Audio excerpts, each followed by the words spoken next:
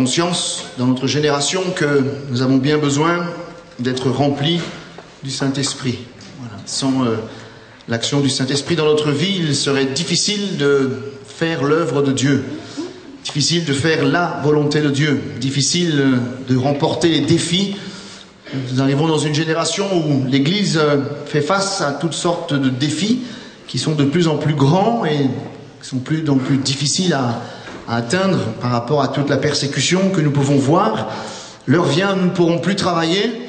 Je pense que l'Église a besoin de revenir à la source, et la source, c'est d'être remplie du Saint-Esprit. Ce ne sont que quelques réflexions autour de ce thème, peut-être juste pour notre connaissance. Ce soir, nous allons voir que nous avons besoin du Saint-Esprit. Demain soir, par la grâce de Dieu, nous verrons que nous sommes le temple du Saint-Esprit. Après-demain, nous verrons l'importance de chercher la plénitude du Saint-Esprit. Et si Dieu le permet, vendredi soir, eh bien, nous verrons que Dieu attend de nous que nous puissions porter du fruit à la gloire de son nom. Alors, je vous encourage à ouvrir la parole de Dieu dans l'évangile de Jean, chapitre 16. Nous lirons du verset 1er au verset 14, s'il vous plaît. Jean, chapitre 16, verset 1er jusqu'au verset 14. Voilà, je pense que tout le monde a trouvé. Je vous ai dit ces choses. Autrement dit, il serait bon ce soir que vous puissiez lire le chapitre 14 et 15, où Jésus a expliqué aux disciples tout ce qu'il devait se passer, sa souffrance, sa mort, sa résurrection, et aussi la mission qui maintenant incombait aux disciples. Donc je vous ai annoncé ces choses afin qu'elles ne soient pas pour vous une occasion de chute. Ils vous excluront des synagogues, et même l'heure vient où quiconque vous fera mourir croira rendre un culte à Dieu. Et ça, nous le voyons dans notre génération, ça. Et ils agiront ainsi parce qu'ils n'ont connu ni le Père ni moi. Je vous ai dit ces choses afin que, lorsque l'heure sera venue, vous vous souveniez que je vous les ai dites. Je ne vous en ai pas parlé dès le commencement parce que j'étais avec vous. Maintenant, je m'en vais vers celui qui m'a envoyé et aucun de vous ne me demande où vas-tu. Mais, parce que je vous ai dit ces choses, la tristesse a rempli vos cœurs. Cependant, je vous dis la vérité, il vous est avantageux que je m'en aille, car si je ne m'en vais pas, le Consolateur ne viendra pas vers vous, mais si je m'en vais, je vous l'enverrai. Et quand il sera venu, il convaincra le monde en ce qui concerne le péché, la justice et le jugement. En ce qui concerne le péché, parce qu'il ne croit pas en moi, la justice, parce que je m'en vais au Père, et que vous ne me verrez plus, le jugement, parce que le prince de ce monde est jugé. J'ai encore beaucoup de choses à vous dire, mais vous ne pouvez pas les porter maintenant. Quand le Consolateur sera venu, l'Esprit de vérité, il vous conduira dans toute la vérité, car il ne parlera pas de lui-même, mais il dira tout ce qu'il aura entendu. Il vous annoncera les choses à venir. Il me glorifiera parce qu'il prendra de ce qui est à moi et vous l'annoncera. Amen. Je pense qu'il est important de lire un peu le contexte et ce soir je vous encourage à lire ce qu'il y a avant et ce qu'il y a après. Et Jésus donc a annoncé à ses disciples sa souffrance, sa mort, son départ pour le ciel, donc la résurrection, l'ascension. Il a tout annoncé à ses disciples. Certainement qu'ils ne percevaient pas tout. Certainement qu'ils devaient se sentir presque démunis par rapport à la responsabilité qui était la leur, et aussi l'incompréhension qui régnait dans leur cœur. Et les disciples, ils ont senti leurs limites, leur incapacité. Ils ont senti un fort découragement, et Jésus même a dit, puisqu'il connaissait leur cœur, qu'ils étaient remplis de tristesse dans leur cœur. Et Jésus, eh bien, il leur a expliqué, il leur a donné la solution. Il est parlé du Consolateur, et le Consolateur, nous savons tous que c'est le Saint-Esprit. Certaines personnes ont pensé que ce mot paraclète, c'était Monsieur Mahomet qui était venu et pour annoncer, etc. C'est une grave erreur. Ici, il est bien question du Saint-Esprit, de la personne du Saint-Esprit et rien d'autre. Et je crois que Jésus a amené la solution. Il voulait réconforter, il voulait encourager les disciples en disant, mais certainement, ce que vous avez besoin pour continuer cette œuvre, c'est d'être rempli du Saint-Esprit. Vous ne serez pas démunis, mais vous aurez le consolateur qui vous conduira dans toute la vérité, qui vous enseignera toute la vérité, qui vous conduira là dans toute la volonté. Et certainement que la réponse de Jésus, elle répondait à toutes sortes de questions qui s'agitaient dans le cœur des disciples. Peut-être qu'ils se disaient, mais comment on va résister à la persécution? Et cette question-là, on peut très bien se la poser dans notre génération. Des fois on se pose la question, mais comment on va faire? Dans les derniers temps, les gens, l'adversaire se déchaîne contre la vérité, contre l'Église, contre les véritables chrétiens, et on se demande, mais comment on va faire pour pouvoir résister à toute forme de persécution? Nous encore, on se rend peut-être pas compte, mais il y a des pays où les chrétiens sont persécutés jusqu'à être mis à mort. Mais la réponse, elle est là. Vous avez besoin d'être rempli du Saint-Esprit. Les disciples peut-être se posaient cette question, mais comment on va faire pour prêcher l'évangile avec efficacité? Comment on va faire pour annoncer le royaume de Dieu avec efficacité? Comment on va faire pour continuer l'œuvre de la mission et atteindre ces perdus? Et ils sentaient leurs limites, ils sentaient leur incapacité. Et là encore, la réponse, elle vient de Jésus. Bien, je vais vous envoyer le consolateur, je vais vous envoyer le Saint-Esprit qui vous enseignera toutes choses, qui va nous aider à être des bons témoins.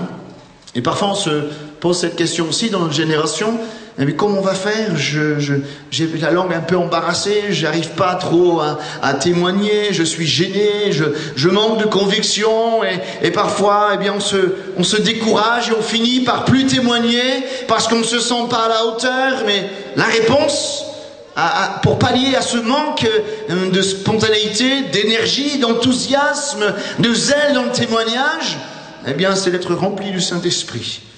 Plus je vais être rempli du Saint-Esprit, il y aura comme un feu dévorant dans mon cœur qui m'amènera à prêcher l'Évangile et insister à toute occasion, favorable ou non. Et parfois, les chrétiens, ils arrêtent de témoigner parce que, voilà, ils n'ont plus envie, parce qu'ils ont honte, parce que leur vie est faite de routine et on a besoin de revenir à la source, être renouvelé dans le Saint-Esprit. Et lorsqu'on est renouvelé dans le baptême du Saint-Esprit, dans la vie de l'Esprit, on est automatiquement renouvelé dans le témoignage. Et souvenez-vous, lorsque Jésus nous a baptisés du Saint-Esprit, on dirait que c'était quelque chose de merveilleux. Il y avait là un zèle extraordinaire. On avait une envie de parler de Jésus, ça brûlait. Et même parfois, on a été un peu pas trop sage, on va dire. Voilà, c'est l'enfantillage un peu. Après que les années, on se calme. Et des fois, on se calme trop, on ne parle plus. Et je crois que dans cette génération, on a besoin de revenir à la source et de dire, Seigneur, remplis encore de ma vie du Saint-Esprit, afin que de nouveau, je puisse ouvrir ma bouche et que de nouveau, je puisse témoigner de ton salut, de ton plan de salut pour toute l'humanité. Les disciples devaient se poser une autre question, mais comment être agréable au Seigneur? Comment avoir une vie de vainqueur? Comment triompher de tout ce qui pourrait dominer sur notre vie? Et parce qu'ils sentaient leurs limites aussi. C'était des hommes, les disciples. C'était pas des surhommes. Il n'y a pas de surhomme dans la Bible, excepté le Christ. Et on se la pose cette question aussi. Comment faire pour arrêter avec le péché? Comment faire pour arrêter avec nos mauvaises habitudes? Comment faire pour marcher en plus que vainqueur et triompher de tout ce qui pourrait dominer sur nous et nous empêche de nous épanouir? La solution, ce n'est pas notre propre volonté, ça suffit pas. La solution, ce n'est pas avec nos résolutions, parce qu'elles ne tiennent pas. La solution, elle est encore là, être rempli du Saint-Esprit. On le verra tout à l'heure. Et lorsque nous sommes remplis du Saint-Esprit, nous sommes affranchis de tout ce qui domine sur nous. Les disciples, c'était facile quand il y avait Jésus, parce que Jésus les épaulait, les encourageait.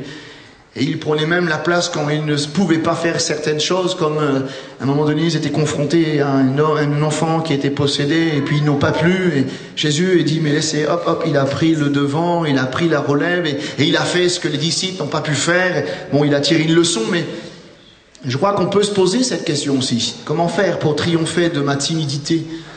Il y a beaucoup de chrétiens qui pourraient être utiles à l'œuvre de Dieu dans notre génération. Il y a beaucoup d'enfants de Dieu, de chrétiens, de frères et sœurs qui voudraient au fond de leur cœur être utiles à l'œuvre de Dieu, mais Oh là, on est timide.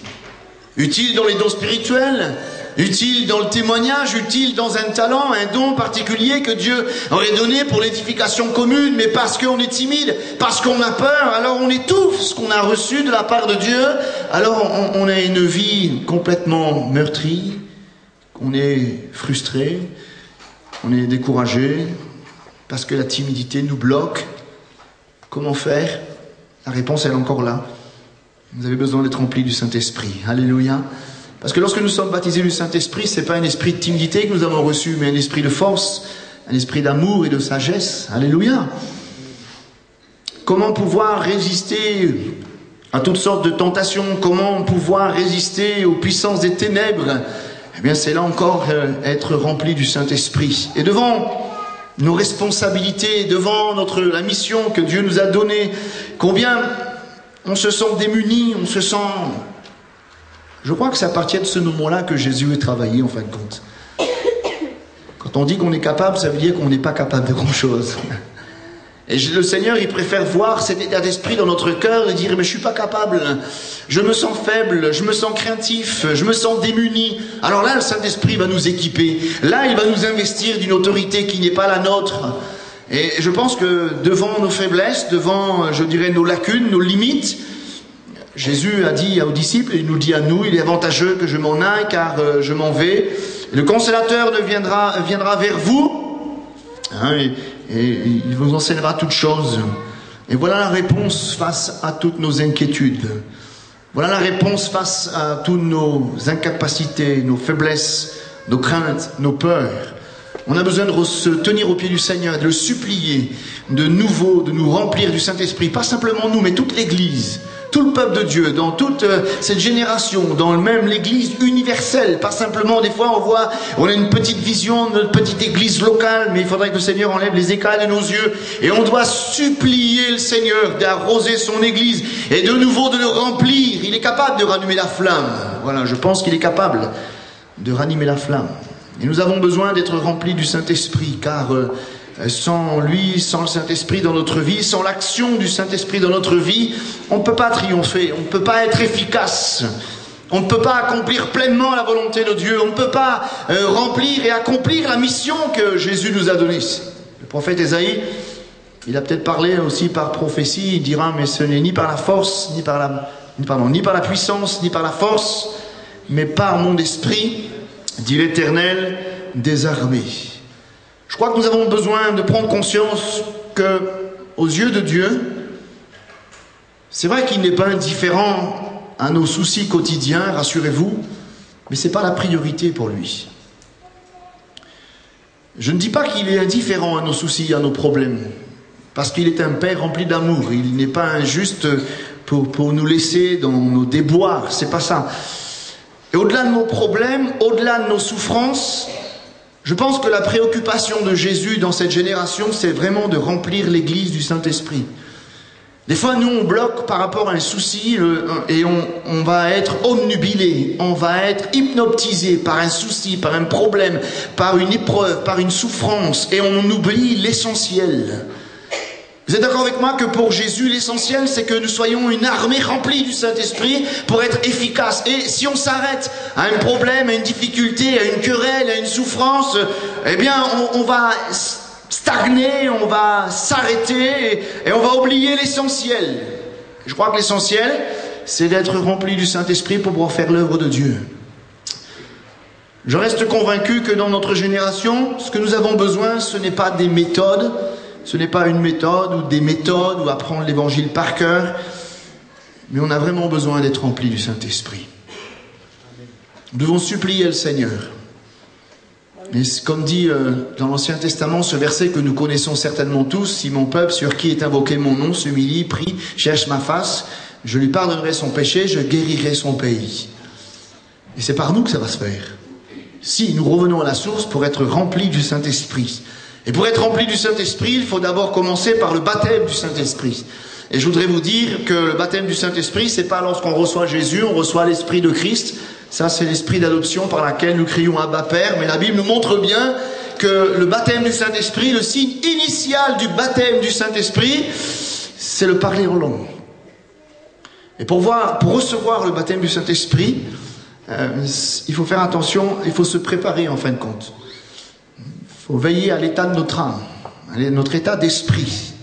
Pierre, le jour de la Pentecôte, avant qu'il y ait l'effusion du Saint-Esprit, il a dit « Repentez-vous, que chacun de vous soit baptisé au nom de Jésus, à cause du pardon de vos péchés, et vous recevrez le don du Saint-Esprit. » C'est là le départ d'une grande aventure pour le Seigneur, avec nous. Et je crois que ça commence par la repentance. Nous devons préparer nos cœurs, non seulement pour le baptême du Saint-Esprit, mais aussi pour le renouvellement dans le baptême du Saint-Esprit, et puis pour la plénitude. On verra ça après-demain. Ça passe par la repentance. Pour beaucoup de chrétiens, la repentance, on y passe une fois à la conversion, on vient à la croix, on demande pardon à Jésus, et beaucoup pensent qu'on n'a plus besoin de revenir à la repentance, et c'est veiller sur l'état de notre cœur. Veillez à ce que rien n'attriste le Saint-Esprit en nous. On le verra ça après-demain. Je vais peut-être prendre un exemple très simple. On a tous, la Réunion, les créoles, ils disent ça, un carochou de l'eau.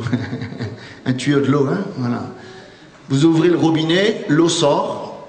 Voilà, moins que l'assise a fait une coupure d'eau, mais normalement l'eau sort. Ça passe dans le tuyau et vous voulez arroser le jardin. Imaginez que pour une raison X ou Y, il y a un caillou qui a bloqué le tuyau, qui bouche le tuyau. Vous ouvrez le robinet, n'est-ce pas? L'eau, elle passe, et à un moment donné, ça bloque. Ça bloque. Et moi, je crois que si nous voulons voir jaillir la puissance du Saint-Esprit dans notre vie, nous devons déboucher le canal. C'est peut-être une expression un peu très simple, ce que je suis en train de dire, mais déboucher le canal, c'est quoi? C'est peut-être régler certains problèmes qu'on a laissés en suspens dans notre vie, et qui pourrait attrister le Saint-Esprit en nous.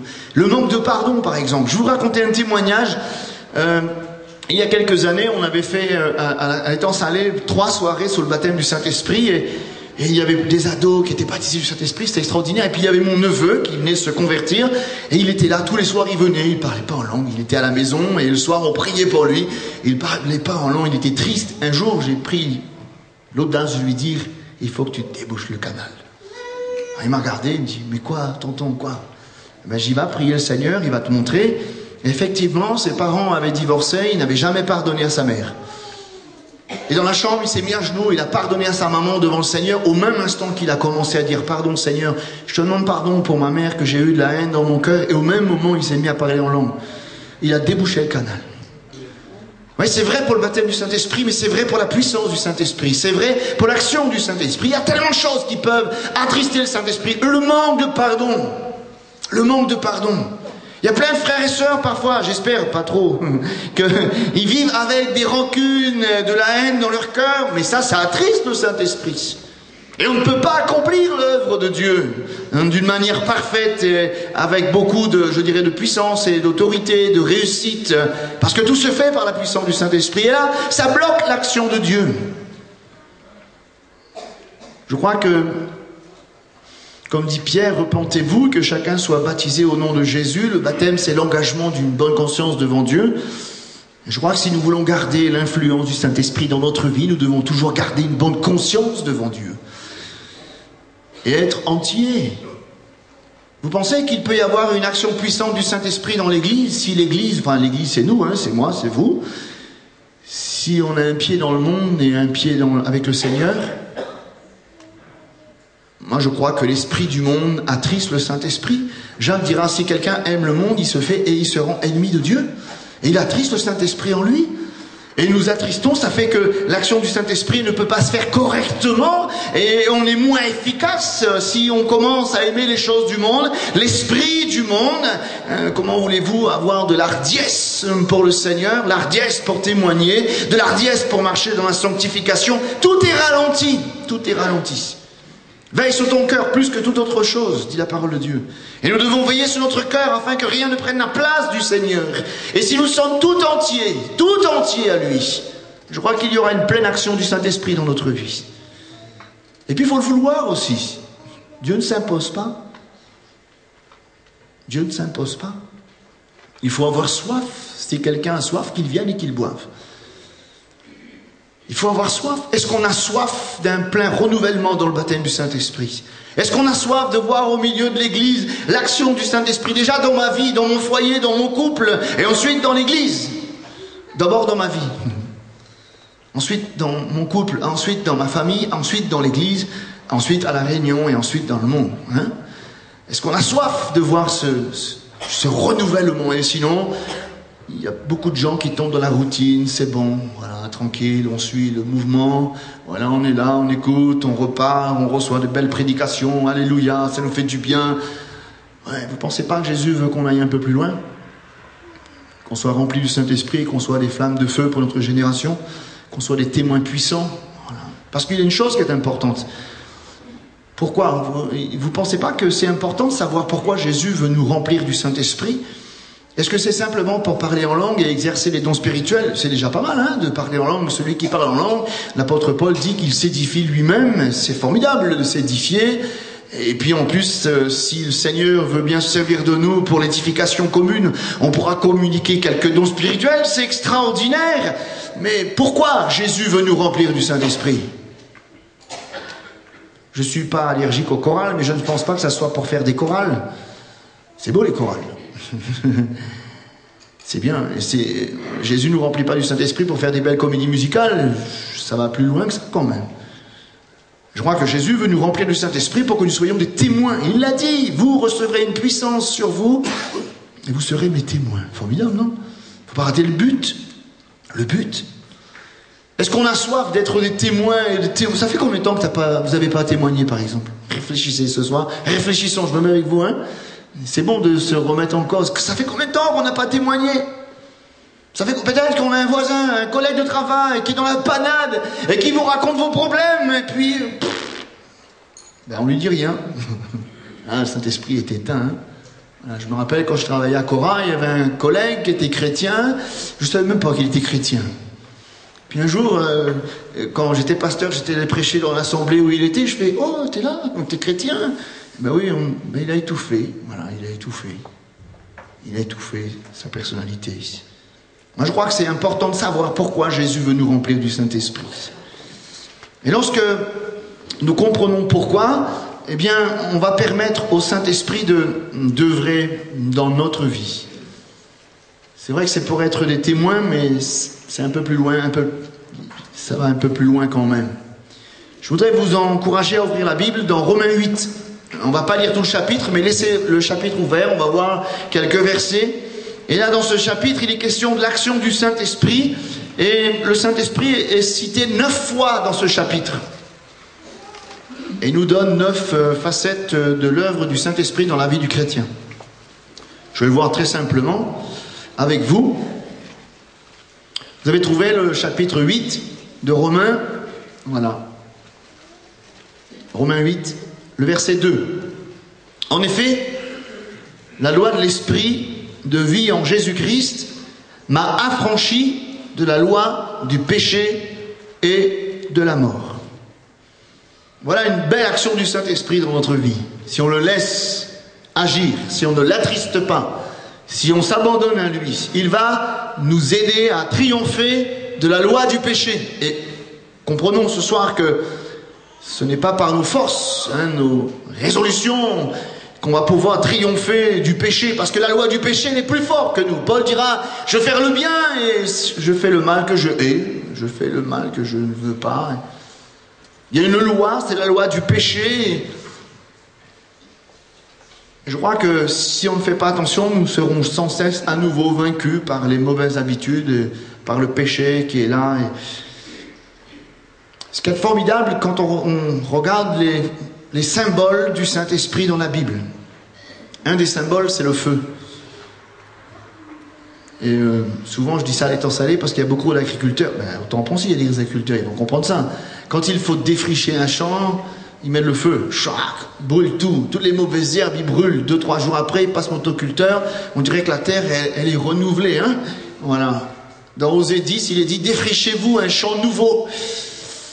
Et je crois que parfois nous avons besoin, pas parfois, nous avons besoin d'être remplis du Saint-Esprit pour pouvoir être affranchis.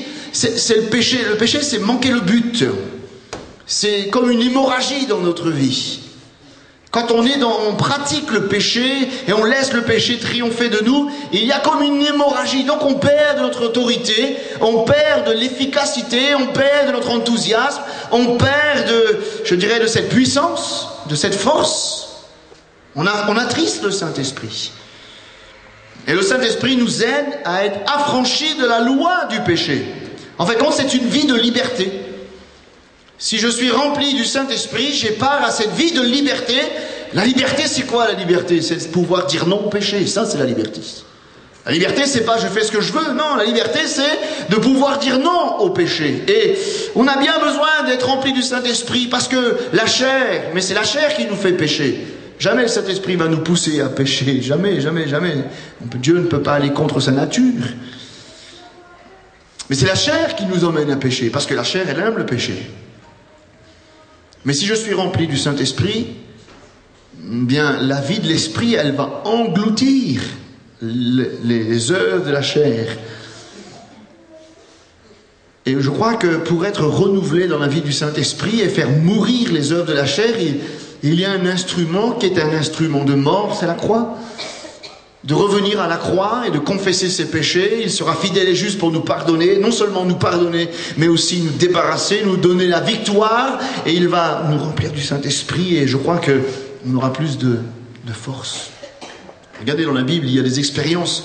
J'en prends une parmi tant d'autres, le peuple d'Israël qui doit avancer dans le pays de Canaan. Il y a eu une victoire extraordinaire sur la ville de Jéricho. Les murs sont tombés parce que le peuple était sanctifié, c'était extraordinaire. Ils étaient là comme dans un rêve. Ils ont une petite ville appelée Haï, ils ont dit c'est même pas la peine d'envoyer tout le monde.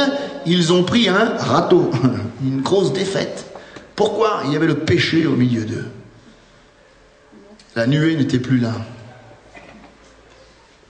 Des fois on se dit, mais pourquoi j'avance pas dans ma vie chrétienne? Pourquoi je prospère plus? Pourquoi j'ai plus d'enthousiasme?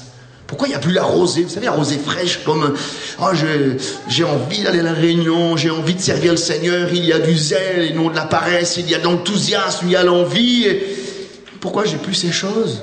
Peut-être qu'il y a des péchés là qui se sont installés dans les coins de notre vie et c'est comme une gangrène. Je crois que nous devrions nous examiner nous-mêmes et dire, Seigneur, sonde-moi et dis-moi si je suis sur une mauvaise voie, et s'il y a un péché là, Seigneur, qui est en train de faire une hémorragie, eh bien remplis-moi du Saint-Esprit afin que je sois affranchi. Voilà le verset 9. On reste dans Romains 8, là. Hein. Verset 9. Il y a une autre action du Saint-Esprit qui est à peu près la même que ce que je viens de dire. Là, il est parlé du péché, mais là, c'est les œuvres de la chair. Et pour vous, vous ne vivez pas selon la chair, mais selon l'Esprit. Si du moins l'Esprit de Dieu habite en vous, si quelqu'un n'a pas l'Esprit de Christ, il ne lui appartient pas. Il est parlé des œuvres de la chair. Vous connaissez les œuvres de la chair, Galates 5, 19, hein? Toute la liste, querelle, jalousie, animosité, rivalité, etc., etc., etc. C'est les œuvres de la chair. Vous croyez que les querelles, les rivalités, les jalousies, effectivement, ça attriste le Saint-Esprit. Et ça empêche l'œuvre de Dieu de se faire dans ma vie et aussi dans l'Église. Le Saint-Esprit a un autre symbole, c'est le vent. En France, il y a une saison qui s'appelle l'automne. Vous avez tous entendu parler, les feuilles sont un peu marron. Au Canada, elles sont toutes les couleurs, hein, c'est joli. Et quand le vent souffle, il ne prend que les feuilles mortes. Et la feuille morte, elle est trimballée par le vent. C'est même plus la feuille qui sait où elle va aller, c'est le vent qui emmène la feuille là où le vent veut. Et moi, je crois que c'est une belle image pour nous. On doit mourir à nous-mêmes, afin que le Saint-Esprit nous amène là où peut-être nous ne voulons pas aller. Afin de faire taire notre propre moi. Est-ce que c'est pas ça aussi, les œuvres de la chair? C'est le moi, c'est ma volonté, c'est mon propre ego. Et je crois que nous avons besoin d'être remplis du Saint-Esprit, afin que ce n'est plus notre volonté qui prime dans notre vie, mais la volonté de Dieu. Que le Saint-Esprit nous arrache à notre moi. Que le Saint-Esprit nous arrache à notre propre ego pour faire sa volonté et être conduit par le Saint-Esprit. On verra ça tout à l'heure. Verset 11. Il y a une troisième action que nous voyons. Il est dit, et si l'esprit de celui qui a ressuscité Jésus d'entre les morts habite en vous, celui qui a ressuscité Christ d'entre les morts rendra aussi la vie à vos corps mortels par son esprit qui habite en vous. Il est parlé de résurrection. Quand je parle de résurrection, je pense que c'est une vie nouvelle. Il est parlé d'une vie de puissance. Et lorsque je suis rempli du Saint-Esprit, lorsque le Saint-Esprit... Être rempli du Saint-Esprit, j'ouvre une parenthèse, tiens.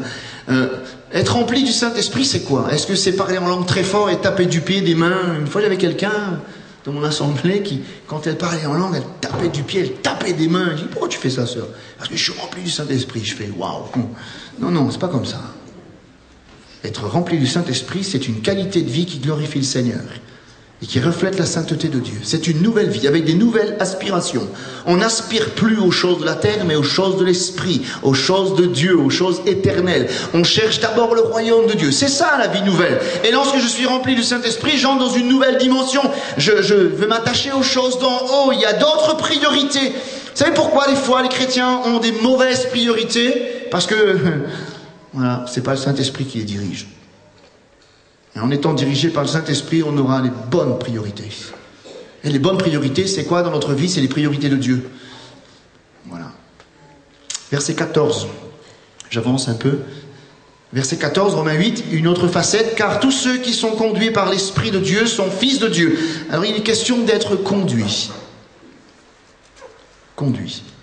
Ça me fait penser à ce que l'Ancien Testament appelle la Shekinah. Vous savez ce que c'est la Shekinah? C'est la nuée. La nuée, témoignage de Dieu. Et lorsqu'il y avait la Shekinah, la nuée, c'était la colonne de feu la nuit et la nuée la journée. Le peuple d'Israël, dans le désert, ne partait pas tant que la nuée, elle décollait pas. Si la nuée allait à droite, ils allaient à droite. Ils suivaient. Et c'est vrai, quand on regarde l'histoire, on pourrait penser qu'ils tournaient en rond. Vous vous rendez compte, 40 ans, ils ont tourné en rond dans le désert, mais Dieu savait ce qu'il faisait. Il était en train d'épurer le peuple. Il était en train de les préparer à Canaan. Et ils ne tournaient pas en rond du tout. Et Dieu ne peut pas nous faire tourner en rond.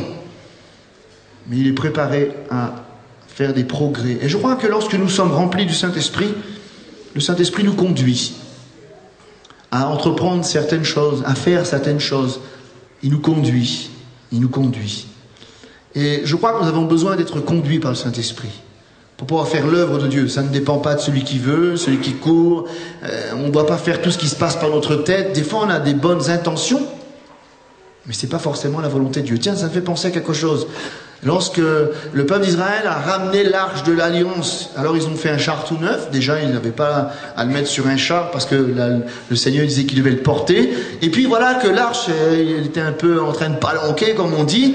Usa, le brave, il croyait faire une bonne chose, il a mis la main dessus, il n'avait pas à toucher l'arche. Il a été foudroyé. Vous voyez, on peut avoir de bonnes intentions, mais ce n'est pas forcément la volonté de Dieu.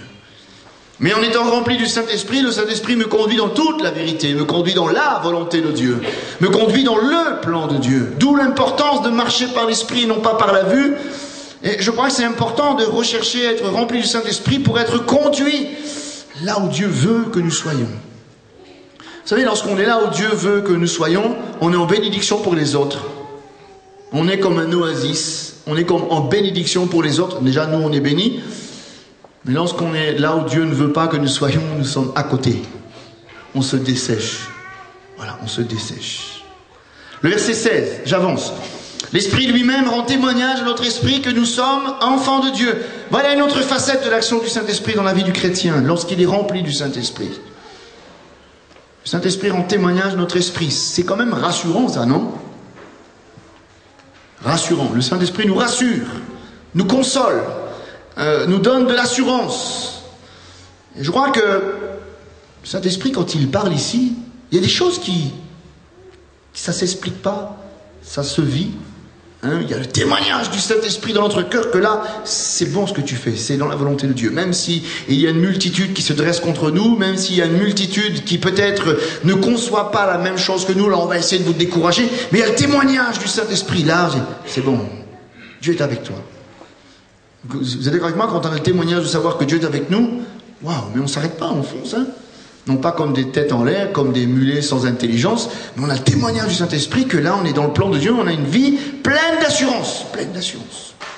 Alors le verset 23, je continue parce que je voudrais finir les 8. Ce n'est pas elle seulement, mais nous aussi, qui avons les prémices de l'Esprit. nous soupirons en nous-mêmes et attendons l'adoption, la rédemption de notre corps. Alors il est question ici des prémices. Les prémices, c'est l'avant-première un peu. C'est les fruits de la première saison, c'est les premiers fruits, etc. Et moi je pense que lorsque nous sommes remplis du Saint-Esprit, on a déjà les prémices de ce qui nous attend dans le ciel. Et c'est formidable, quand on sait, on a les prémices de ce qui nous attend dans le ciel, c'est une motivation, non ? De savoir qu'il faut persévérer, des fois on est découragé, il y a des circonstances de la vie qui sont difficiles, il y a la persécution, il y a les souffrances, peut-être physiques, morales, mais si le Saint-Esprit, on est rempli du Saint-Esprit, il va renouveler en nous cette vision du ciel, de ce qui nous attend, la rémunération, la gloire, la félicité, je dirais même l'allégresse et la paix, et ça va nous aider à aller toujours de perfection en perfection, de victoire en victoire, de persévérance en persévérance. Et c'est pour ça, des fois on se demande, mais pourquoi certains chrétiens font plus de progrès que l'autre? Vous avez des gens, ils sont... Bon, pas ici, je vous connais pas, c'est ça qui est bien. Il y a des gens, ça fait 25 ans qui connaissent l'évangile et ils font pas plus de progrès que cela. Et puis il y a des gens qui se convertissent et au bout de 2 ans, ils font des progrès extraordinaires. Pourquoi? Est-ce qu'il y aurait du favoritisme dans le cœur de Dieu? Est-ce qu'il y a une élite au milieu du peuple de Dieu? Pas du tout. La Bible dit que Dieu ne fait favoritisme de personne. C'est simplement que peut-être certaines personnes se laissent conduire et ils ont déjà la vision de la gloire à venir. Alors ça les motive pour aller dans la perfection, ça les motive et ça les encourage. Alors ils vont de progrès en progrès. 2 aspects encore, je voudrais voir assez rapidement. Le verset 26. De même aussi l'Esprit nous aide dans notre faiblesse, car nous ne savons pas ce qu'il convient de demander dans nos prières, mais l'Esprit lui-même intercède par des soupirs inexprimables. J'ouvre une parenthèse, c'est l'Esprit qui soupire. C'est pas nous, quoique des fois on le fait. En étant rempli du Saint-Esprit, je crois qu'on va rentrer dans une autre dimension dans la vie de prière. On est tous pareils, hein. La chair, elle n'aime pas la prière, vous êtes d'accord? Vous avez remarqué que quand vous allez prier, c'est là que vous avez sommeil, c'est là que vous avez envie de faire telle chose.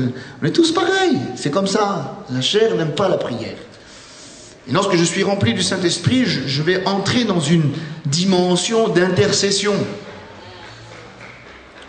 On peut faire un micro-témoignage. Vous avez remarqué que depuis que vous avez été baptisé du Saint-Esprit, normalement, vous avez plus envie de prier. Hein, le jour où vous avez commencé à parler en langue, enfin moi, le jour que j'ai commencé à parler en langue, tous les 5 minutes, j'avais envie de prier. Voilà, j'allais prier. Déjà, c'était pour savoir si c'était toujours là, parce que j'avais peur de le perdre. On sait de tout. On a la même expérience. Hein, je pense que je parle pas chinois, je parle pas qu'un langage inconnu. Hein. Vous comprenez ce que je veux dire? Comment? Mais cette habitude, cette envie de prier, c'est vrai que c'est flagrant au début lorsqu'on a été baptisé du Saint-Esprit, mais après, on a toujours envie de prier. C'est plus des prières automatiques. Voyez-vous, le piège dans la prière, c'est de faire du copier-coller, comme on dit en informatique. Tous les dimanches matins, on fait la même phrase. Il y a des frères et sœurs comme ça, hein? Il n'y en a pas ici, pas 3 mains, tampon, il n'y a pas ça. Mais des fois, tous les dimanches matin, vous avez la même louange, avec les mêmes mots, avec la prière pareille. On dirait que c'est une sorte de liturgie. Hein. Pof, pof, pof, pof, pof, pof, pof, amen, on rentre. Vous croyez pas qu'en étant baptisé du Saint-Esprit, il y aura de la ferveur, il y aura de la vie, et ça va pas être pareil, c'est le cœur qui parle, c'est l'Esprit de Dieu qui va parler au travers de nous, et on aura un renouvellement dans la prière. Et pourquoi certains aiment plus prier? Parce qu'ils ont peut-être plus la place, ils laissent plus la place du Saint-Esprit dans la prière. Alors ils ont l'impression d'être toujours pareil, ils finissent à un moment donné de croire qu'ils parlent à les murs, c'est toujours pareil, c'est lassant, c'est monotone, alors que si on laisse la place au Saint-Esprit, il y aura un renouvellement dans la vie de prière. Ça ne sera jamais pareil. Formidable, hein? Et enfin, je termine dans le verset 26, toujours, il est parlé d'intercession. Parce que c'est selon Dieu qu'il intercède en faveur des saints. L'intercession. Qu'est-ce que c'est intercéder? C'est de se placer entre Dieu et quelqu'un qui est en difficulté. Il y a des expériences, moi ça m'est déjà arrivé, hein, je vais raconter une expérience à la gloire de Dieu. Une fois j'étais réveillé en pleine nuit, mon épouse pareil. C'est ça qui est impressionnant, c'est que On s'est réveillé pratiquement au même moment. Elle a dit, je sais pas, il faut que je prie. Je fais, moi aussi. Je sais pas pour qui, mais il faut que je prie. Et on a prié tous les deux, mais on savait pas pourquoi prier. Alors on s'est mis à parler en langue. Et le lendemain soir, j'ai reçu un coup de fil de ma sœur, qui était en train de gagner son bébé. Elle a failli y passer, l'enfant aussi. Après, je lui racontais. Je dis, voilà, telle heure, ça s'est passé à telle heure. Ouais, c'est vrai, à peu près 16 heures. Hein. Vous voyez? Donc des fois, le Saint-Esprit nous conduit dans une vie d'intercession. Et ça, c'est pas possible sans l'Esprit de Dieu.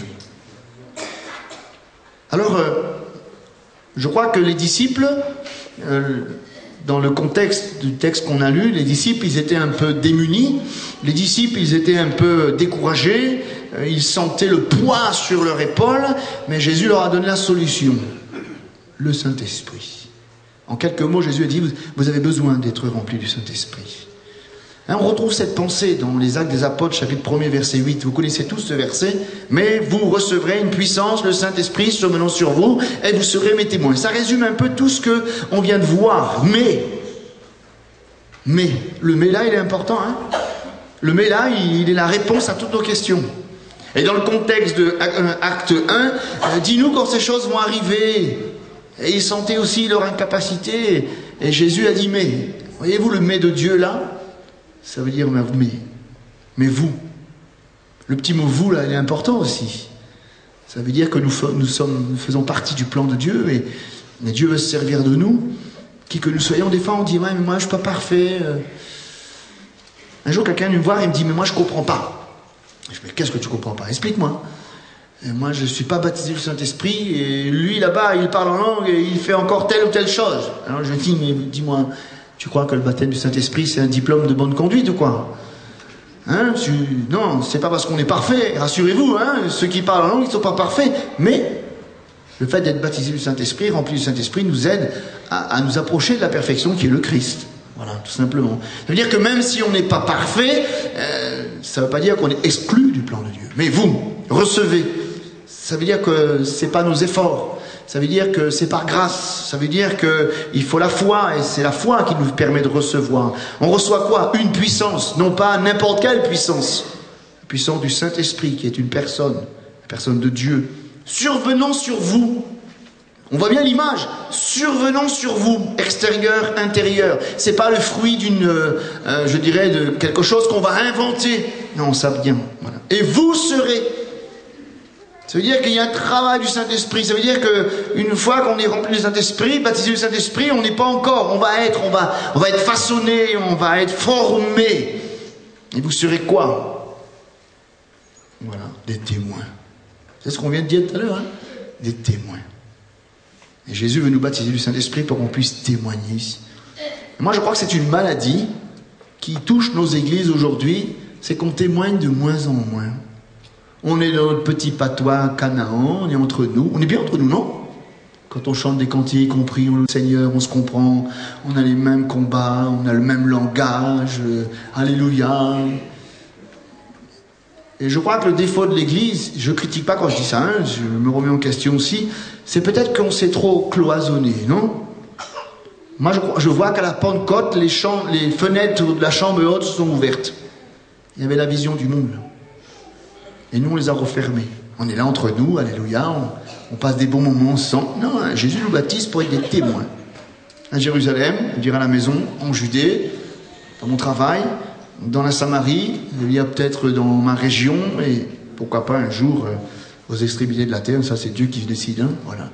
Mais je pense que nous devons prendre conscience dans notre génération que nous avons besoin d'être remplis du Saint-Esprit. C'est vraiment la réponse à l'Église aujourd'hui. Des fois on cherche, pourquoi on ne gagne plus d'âme, pourquoi on ne progresse plus, pourquoi ceci, pourquoi cela. Mais vous recevrez. On a besoin de revenir à la source. Il y a de ceux qui ont besoin d'être baptisés du Saint-Esprit, mais peut-être qu'il y a de ceux aussi, et je me mets avec vous, hein, qu'on a besoin d'être renouvelés dans la vie de l'Esprit. Et on verra ça demain, si Dieu permet. On verra le thème, on est le temple du Saint-Esprit. Et après-demain, on verra la plénitude du Saint-Esprit. Alors si vous voulez, on va prier le Seigneur. On va demander, si mon peuple sur qui est invoqué mon nom prie, s'humilie, prie, hein, on va s'humilier, on va prier, on va supplier Dieu visiter son peuple et de nous remplir à nouveau du Saint-Esprit, hein, de baptiser ceux qui ont soif. Et vous qui peut-être n'avez pas expérimenté le baptême du Saint-Esprit, hein, commencez à prier à haute voix déjà. Si vous voulez parler en langue, il faut parler à haute voix. Non pas pour être, ne vous écoutez pas, mais vous priez, vous avez soif et vous commencez à glorifier le Seigneur. Après, c'est lui qui le fait, le Seigneur. C'est lui qui vous baptise du Saint-Esprit. Mais ayez le saint désir et il faut que vous ayez soif et il faut que vous le vouliez. Hein, je ne te lâcherai pas, Seigneur, tant que tu ne m'as pas baptisé du Saint-Esprit. Peut-être que ce soir, il y a de ceux des chrétiens qui ont besoin d'être renouvelés dans le baptême du Saint-Esprit. On va prier Jésus. Il est riche pour tous ceux qui l'invoquent avec sincérité de cœur. Soyons sincères avec nous-mêmes, soyons sincères avec Dieu et comprenons que, voilà, c'est le besoin de l'Église dans notre génération. Seigneur, nous ne voulons pas de méthode, nous ne voulons pas toutes sortes de l'organisation, mais nous voulons vraiment le baptême du Saint-Esprit, Seigneur. C'est ce qui a rendu les disciples efficaces, c'est ce qui a permis à l'Église de grandir, Seigneur, et c'est ce qui a permis à l'Église d'en arriver là où elle est aujourd'hui, Seigneur. S'il n'y avait pas l'action du Saint-Esprit, eh bien, l'Église serait un monument. Et je crois que tu veux que l'Église soit un mouvement où il y a du bruit, du bon bruit. C'est le bruit du Saint-Esprit, Seigneur. Visite ton peuple ce soir, Seigneur, et renouvelle-nous dans la vie de l'Esprit, Seigneur.